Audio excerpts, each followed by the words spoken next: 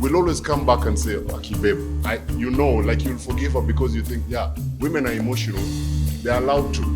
But what if I become emotional? What if I start breaking down here? You need to calm down. Like, what the hell? And I don't know which man has ever told a woman to calm down and she came. What's the calm down? Even then she's going. And then she calmed down. Yeah, women pay bills, girls pay bills in Nairobi. And we don't talk the way, we don't say the way guys go parading, taking aujas and saying, you see. How about we sit back and look at men as just human beings? And so you're insecure about a lot of things. Have I done this right? Have I not? If not, if X comes and does it better, where will I be? Oi. So because of that...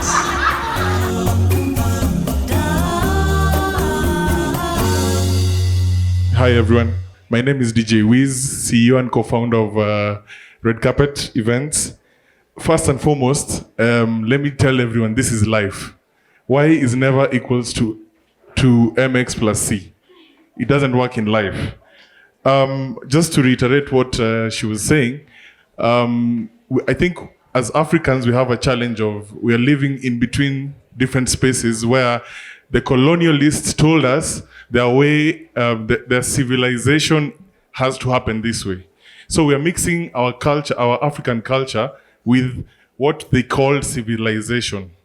And we're not drawing the line between where do we say our culture is good up to this point and where is the civilization, in quotes, good enough. Because I would throw in a question, ladies, would you pay your own dowry if I don't have the money? You see, that's double standard because we're in a relationship together. So, you need to decide. Come on, brother. Yes, so it should be ideally, if we're in a modern world, because we love this culture, we're coming to meet your parents, we are doing this thing. I don't have the money, you earn more, so let's do this. Pay your own dowry, then we go live together. I think that's it. Thank you. Hi, my name is Hermina. Just to let you know, in Indian culture, the bride's family pays for the dowry. But I mean, I think everyone has a point here that who decided what a woman's role is and who decided what a man's role is?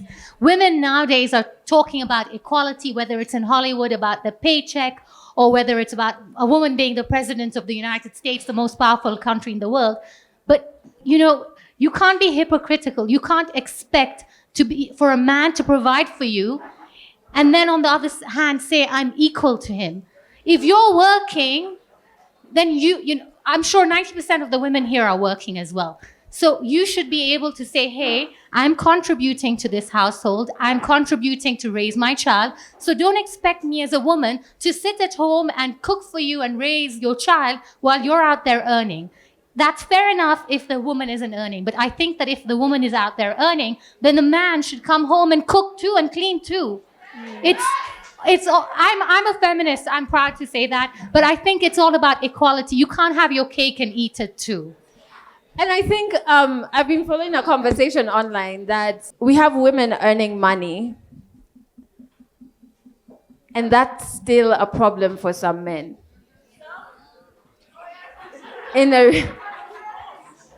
You know, I don't have numbers, so I don't have my trust in data, but that's still, and even when I see that conflict around money, I know it stems from the adjectives that I told you to push out, from insecurity that was brought out there, from provider, from nurturer, that you don't want the woman to go out and work. So it feels like some of the conflicts that we do have, intergender conflicts, would come from these adjectives. And I think we will feel very... For me, when I was preparing and even for this episode, I was like, but wait, why do I think that? Like, what influenced me to think that a woman should be strong, for example? That's something I had to introspect and ask. And I'm like, so that already says that I'm normalizing that she must be oppressed because there must be something for her to fight all the time. When really, Why? You know? So anyway, we'll come back to I'm just letting the mic go. Oh, it's paused there. Hey everyone, my name is Haley. I'm a yoga instructor and I'm a musician as well. Thank you. So just to add my 2 cents to this whole conversation, I think we're asking the wrong question, but I'll answer it anyway. Where did this come from? Just social conditioning. It's not from the colonialists. I think it's human nature to just always blame people, to point a finger and never to look at ourselves. So I think it's just general social conditioning, because if you look at the story from creation, men and women had their roles since then. So you can't say it's something that was built up. Number 2, we could blame each other again and say, we want men to be more like this and we want women to be more like this. But if you want more, all you have to do is just be more. That's it. Like in your relationship, decide with your partner, I want to do this for you because I was taught this. Maybe I don't agree with it. I'm sure you have so many things maybe your parents taught you. And through life being a school, you find out that your parents also didn't have stuff figured out, and you have to teach yourself the things that apply to you and that ring true to you. Yeah. Cool.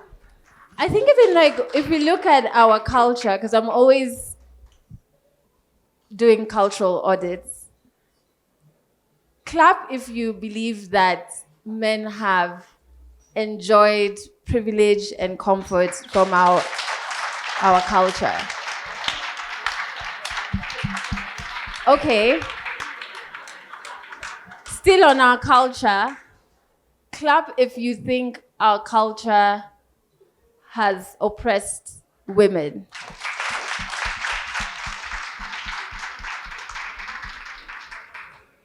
So even if the colonialists didn't come, clap if you think we would still need to have this conversation.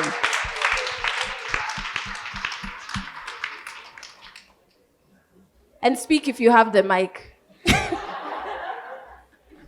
Okay, so hi guys.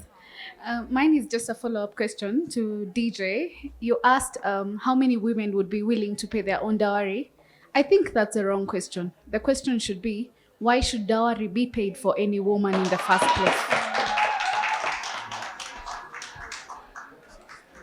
Yeah.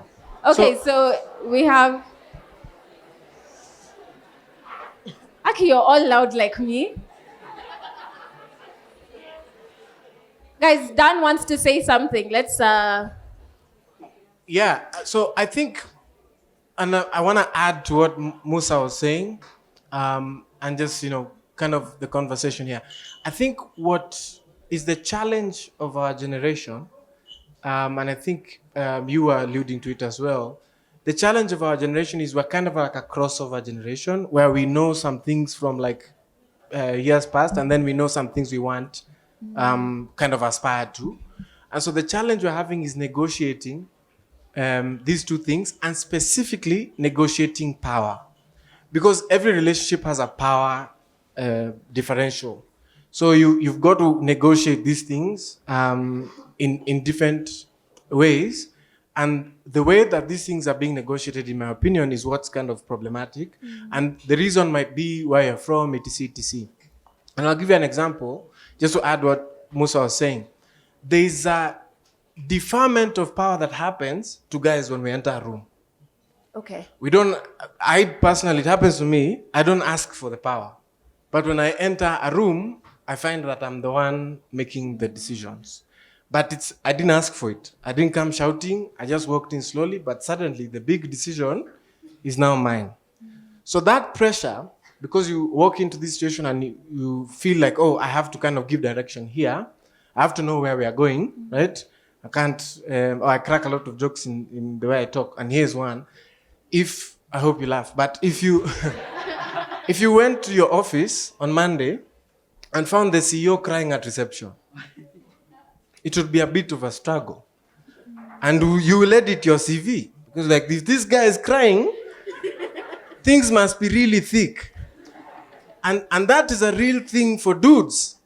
If you saw your father cry, it would break you. And we don't cry because we know the effect of our tears. If we cry in front of the family, it will break them. And this is a thing that we are aware about. So, as Musa said, we hide it. Or as Kidum said, unalia na machozi zinarudi tumboni. So you're crying. So, but do you cry? Can you be emotional amongst yourselves? Because even in that respect, as a woman, there's a certain element of vulnerability that I can have amongst a certain circle of women. So I'm just wondering, for men, your circle of male support, whatever you want to call it, is that vulnerability? Because if you're all feeling like if we share it's going to be misconstrued, then amongst yourselves, surely then... No, it doesn't follow that kind of logic. That's not how it is. It's not that, oh, there are no women here, I'm going to cry. That's not what it is. It's more like you are dealing with a situation, and then because I've told you of this power dynamic that we're not negotiating well. Mm. If you're in a space where the power dynamic is kind of flat, then there's greater vulnerability. If you feel like the power dynamic is kind of this way and you're the one up, then there's going to be less vulnerability. Mm. If it's more this way, then you will cry because this is my older brother.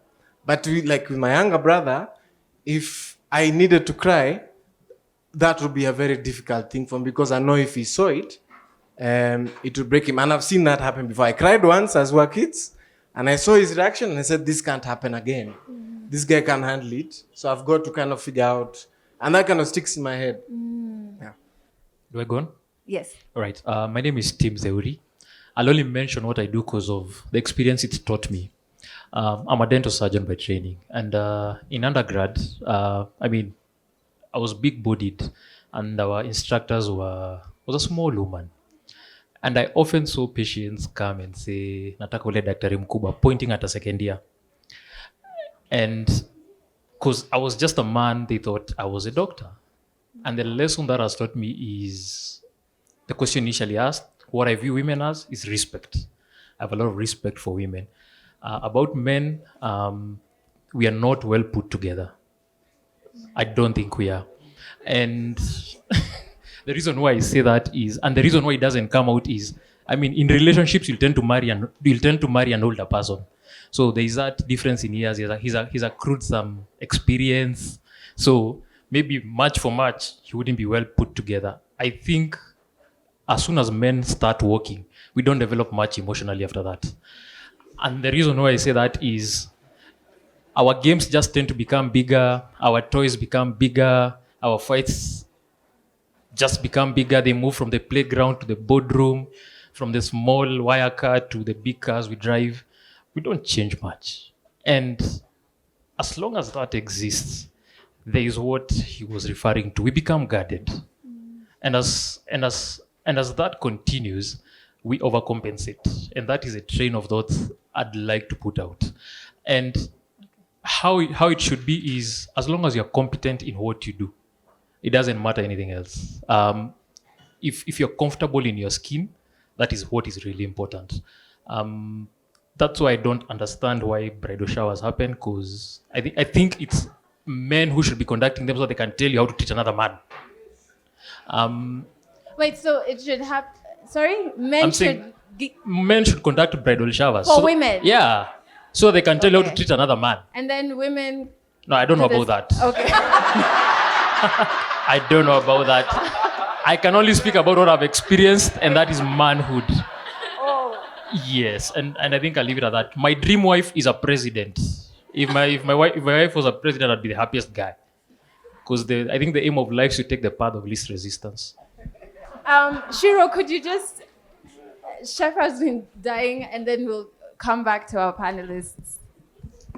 First, I actually wrote notes because I was so triggered, and now it's just like woye mode and all things in between. I know. Okay, so wow. So this So first of all, I think it's important that we really separate when we talk about the broader conversations and how the intersections of that happen with our personal lives, and stop confusing the fact that whatever works for me personally in my relationship should be a standard for other people, because that's bullshit, right? So what I agree with my partner cannot be the same thing I'm saying that Jackie should do with her husband, or what you should do with your wife. Like, that's total nonsense, right?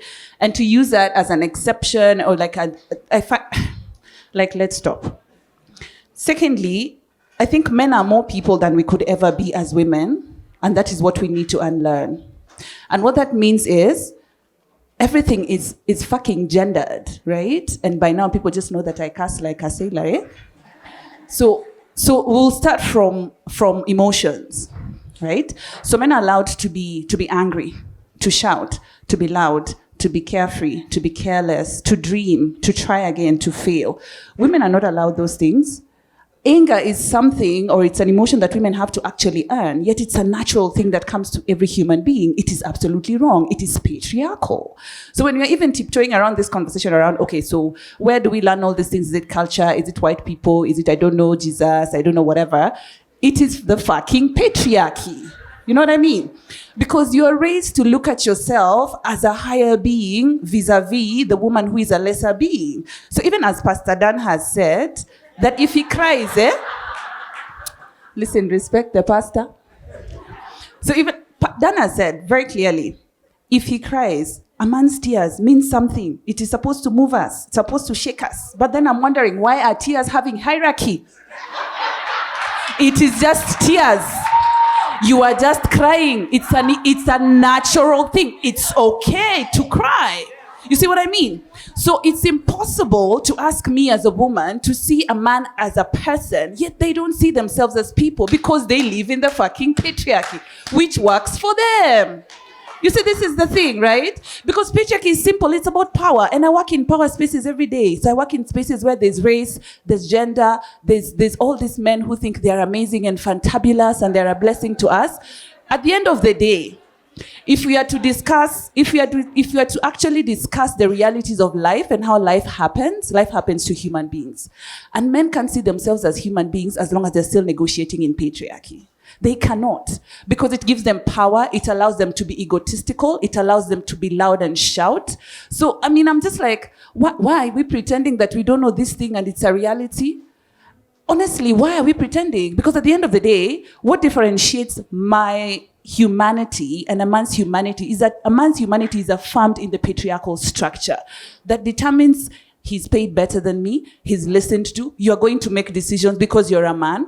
So yeah, so whether you're aware of it or not, the fact is, what are you doing about it? The fact that you know, I will walk into a room as a man, and the only thing that does is, because you have a penis, so you walk into a room because you have a penis, and then people will say, oh yeah, the man is here, let's make a decision.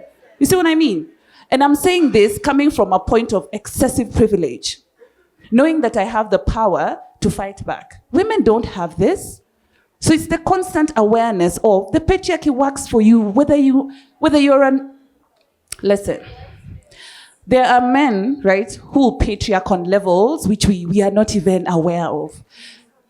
So I even know of a neighbor back in Kakamega whom this man is completely unapproachable. This is someone who can't even brush his teeth. But his wife, who buys him the toothpaste, who pays the water, is the one who has to listen to it. I'm like, dude, you can't even brush your teeth, but you're still patriarching without permission, without brushing. You see, these are the things. Because it's a reality of life. Because patriarchy will determine who speaks, what they say, how high it's said, who accepts this decision, whether you're crying or not. It's nonsense, man. Like, we have to fight the patriarchy. You want to be a human being, you want to negotiate dowry, you want to be supported, you want women to do whatever. Please, share that power, eh? Give it to people. Because you can't hold the power and then come crying and saying, oh my God, you're not listening to me, and you know me, I'm trying to fix all these things, and I'm the caregiver. Please.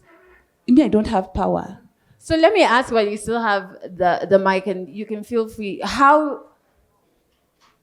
I think most of the women here understand the oppression of patriarchy. And sometimes that's intertwined with the word culture, because that's how it sips through, right? And it's given a nice face when we say culture, right?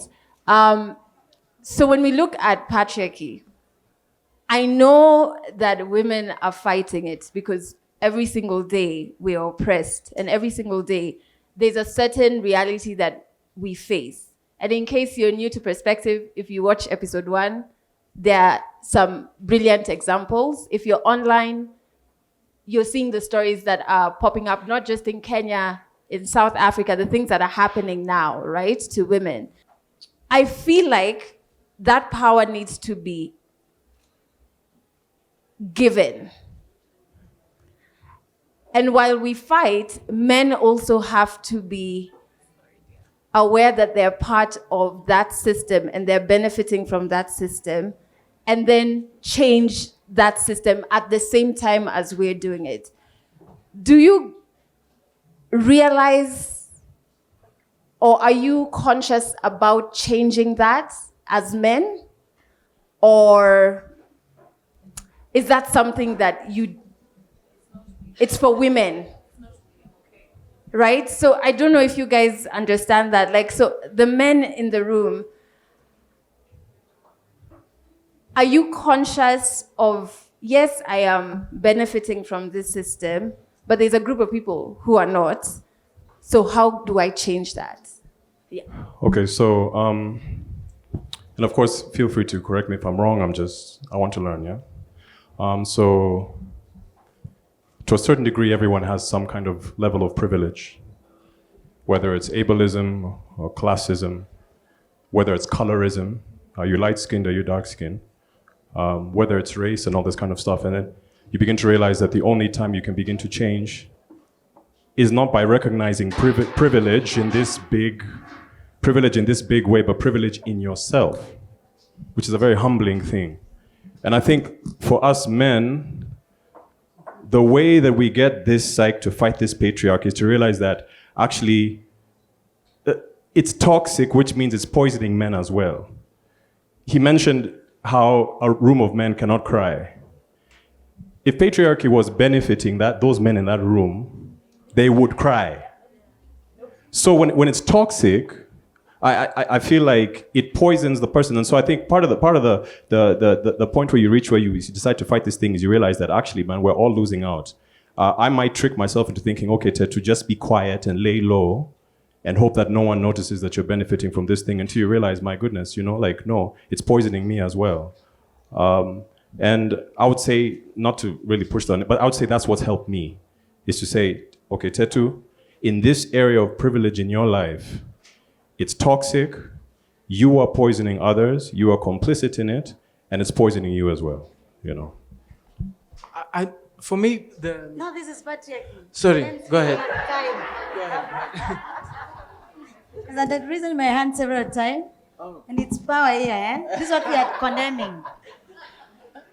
So like on my side, because now I've taken my power back, is to critique that I find it very problematic when men say they're not benefiting from patriarchy and it's toxic masculinity that they don't like.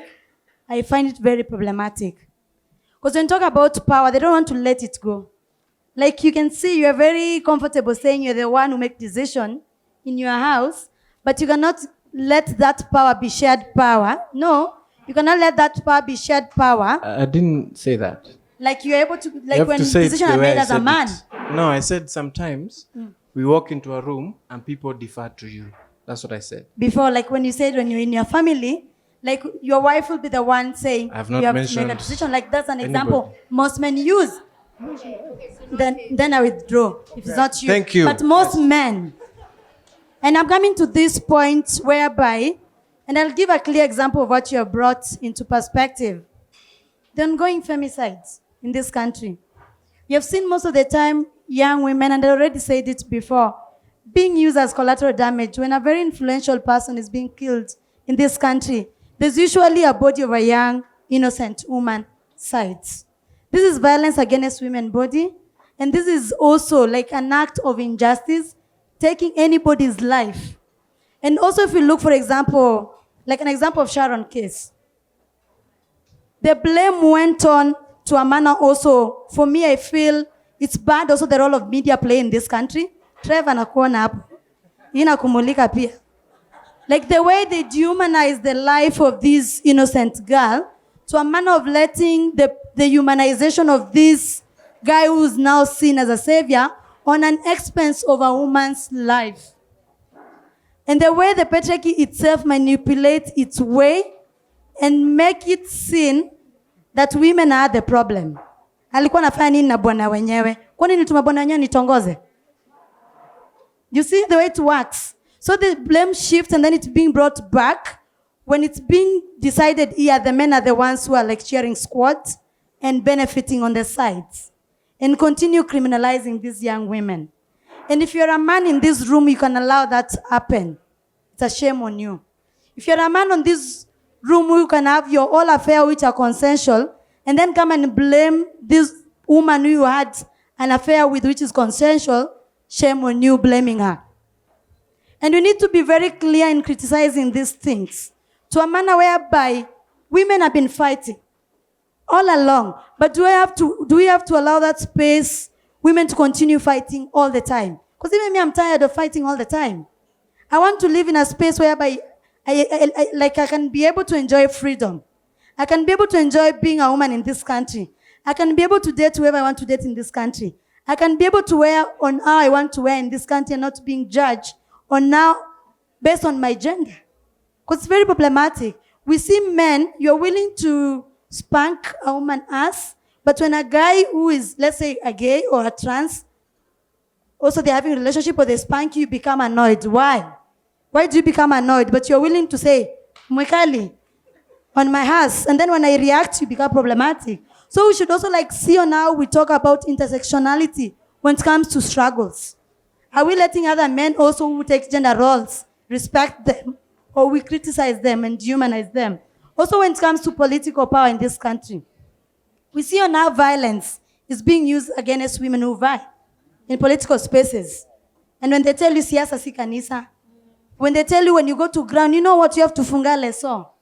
But when a guy goes to ground, they're not told on how they need to dress, how they need to talk. But when it comes to women, how many kids do you have?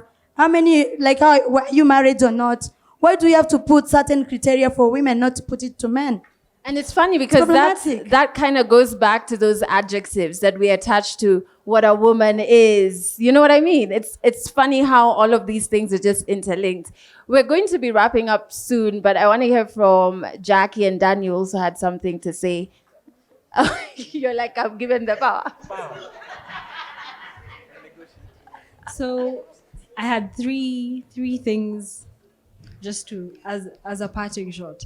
The first thing is how for me, gender roles have been enforced since I was a child. I'm Kalenjin, Tugen girl. Yes. So we don't have, when I've noticed this with my uncles, when they're introducing their wives, they're like, Lakwani, my child.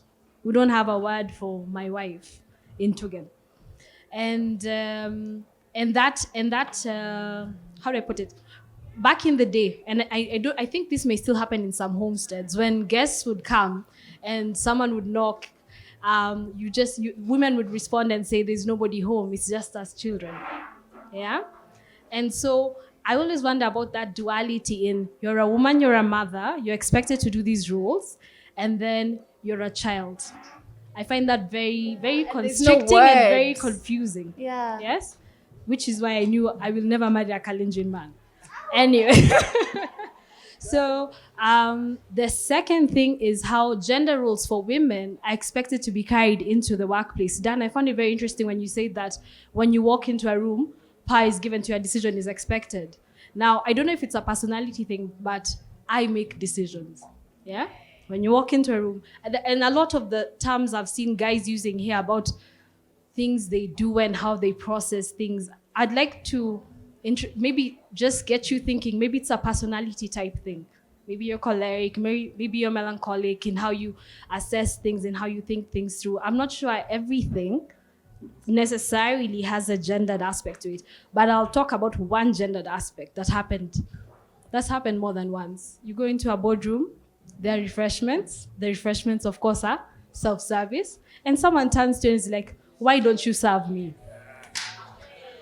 And I'm like, me, I haven't asked you for pocket money. I'm here for the meeting. You're not my husband. You're not my anything. You're not my child. So that thing of the carrying of gender roles into the office is more, it's more anchored on women carrying out their gender roles in the office than men. You see, because what do I ask a guy in the office for? Truly. And if you do, it's seen a certain way. And then the third thing I wanted to talk about is, and I thought this would come up in this session, was what happened, or rather what came to light yesterday about that young girl in South Africa. Yeah, I don't want to say her name because I think I'll massacre the pronunciation. But I saw the descriptions guys were using. That was not a man. That was an animal. It was a 19-year-old student from University of Cape Town who was raped and murdered. She'd gone to the post office and she was raped and murdered by a postal worker. And the descriptions for the man were, this is an animal, this is a monster. But I saw one lady who said, this is a man. Let's not try and excuse that. This is a man. And on my way home, I was talking to a friend and we just talked about, as a girl, from what age are you told? You can't sit like this. You need to sit like this. You need to sit like this. People shouldn't see your thighs. From what age are you told you shouldn't come home after dark? From what age are you told if you're the only, in fact, how many women here can enter a matatu if you're the only woman? If you go to a matatu or a bus and you see you're the only woman, you turn away. Yeah, you won't enter because you'll be blamed for whatever happens to you in that situation. We are taught to care for ourselves from very early on. And I started thinking, how soon are men told, respect that woman, protect that woman? I realized, and I called a couple of guys, sorry, it really got to me. And out of the 3 dudes I talked to, no one was ever enforced on how to protect a woman, on how to respect a woman, on how to pick out someone who needs your care or assistance. And so just in closing, that's one of the things I decided as a mother to a son and as a mother to a daughter, that I'm going to teach my son that it's all right for him to do anything. It's right for him to care, and not just for women, for trans, for anybody in this world who he has any advantage over by virtue of just being born a man. He has a responsibility to. So that's me. It's so interesting. So maybe even that, like when we're throwing around the adjectives, and when people say women are responsible, maybe also that one has a double thing, right? Like, so maybe, yes, you're responsible the way, in a good light, but maybe also you're responsible for everything that happens to you in your day-to-day as a woman. And so if it went wrong, okay, where did you fall short? Your dressing? What time were you there? And stuff like that. So I love that you brought that out as well. Any more? Dan, you had something to say. No, I just think that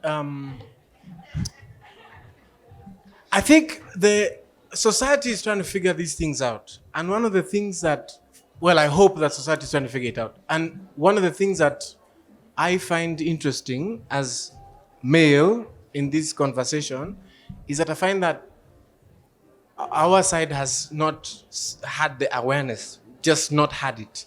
It's been kind of like, maybe some people have had awareness and are living it out, right?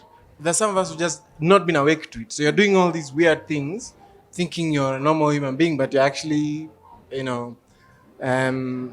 really being abusive and doing all these things. And so even the vocabulary of this stuff is really challenging for people to understand. So I want to say that I hope that there'll be, things will get better. Right? That's what I want to say. But I'm also aware that there's some real challenges in trying to get people to even see where they are, how things are happening, how you benefit, because that's a real challenge for people to see. And it's not the labor of women to do it. Yeah. This thing has to happen. The men have got to figure it out. We've got to figure it out. The thing is, I am increasingly concerned, especially like the things we saw in South Africa. I'm increasingly concerned that these things we have a real challenge in even the vocabulary, not even the change, just the vocabulary of change. that's somehow not making it across. Yeah, I love that you brought vocabulary. In the first episode, there was one of the speakers said even the vocabulary you use in like when you hook up with a girl, like oh umeweka sure bet or something. I don't know, some sports betting lingo. I don't sport bet clearly, but that to uta ama umeweka investments. When will you reap the? And that vocabulary makes it's problematic because then when you don't get that return or an investment, it then escalates because you've justified it and it's normalized with the language that we use on a daily. So guys, we have come to the end of Perspective 2. I would love you to keep the conversation going. I feel like from conversations, even if it gets heated or even if we don't agree, something is born, right?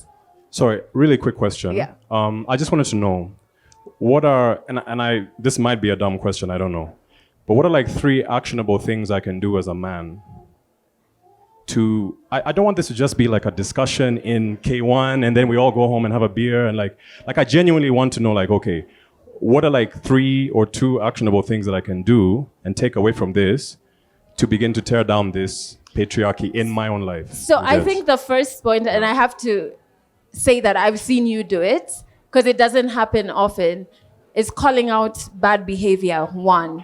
So whether it's in your sphere of your friends, and in the last episode, there was a conversation of the cost that men have to pay, like a social cost to it, that maybe if you call out someone, there's also a time when you crossed a boundary and they'll call you out.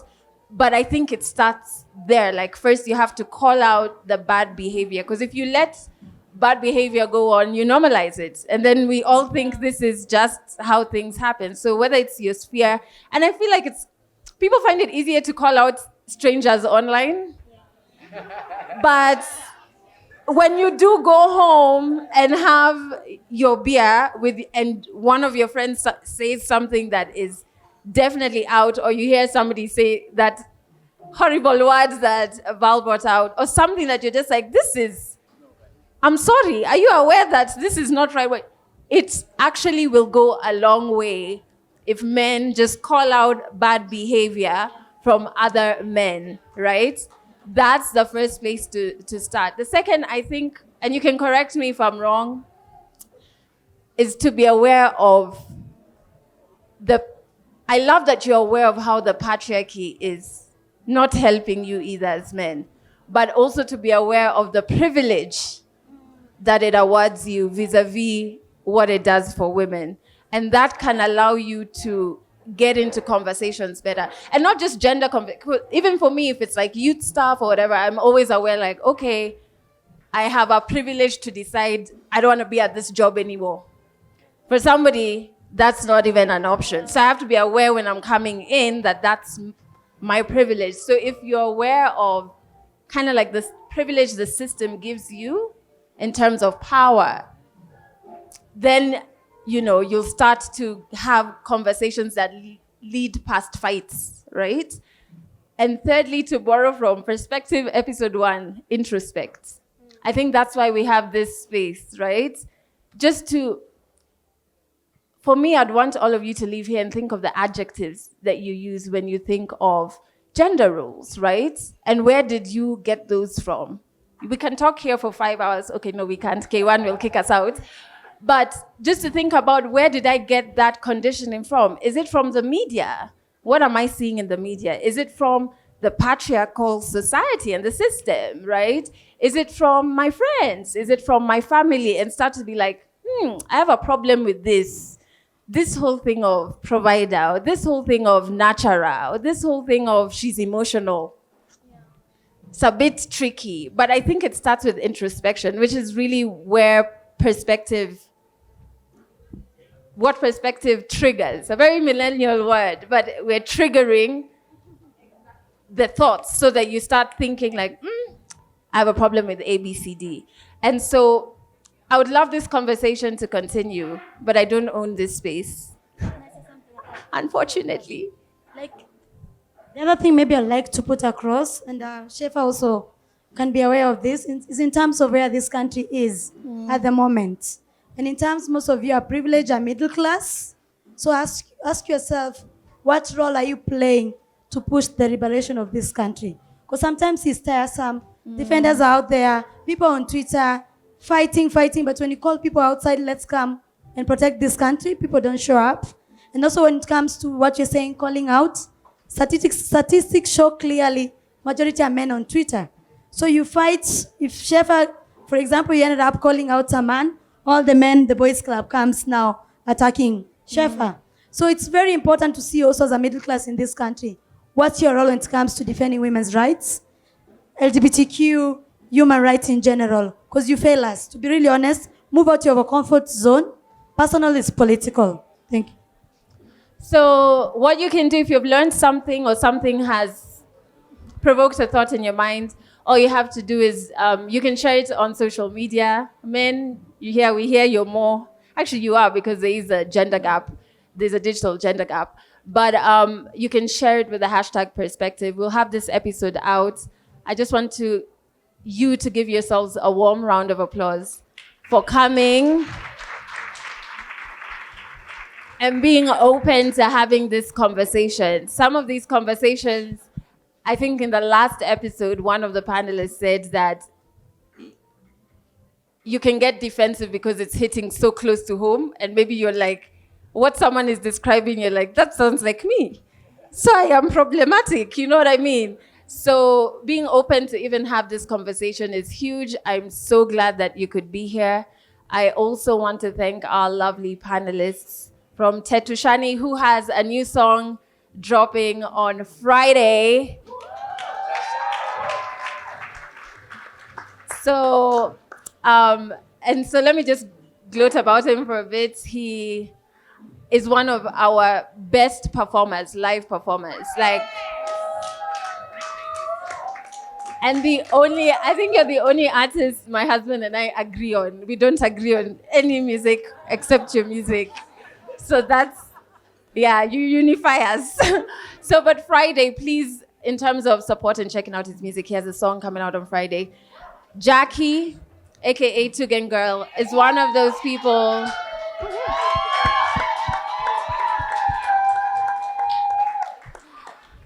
Today's my first day meeting her. I've only interacted with her on Twitter, fighting for our rights and just fighting to make people see what a woman's day-to-day looks like in Nairobi and in Kenya and why we need to change that.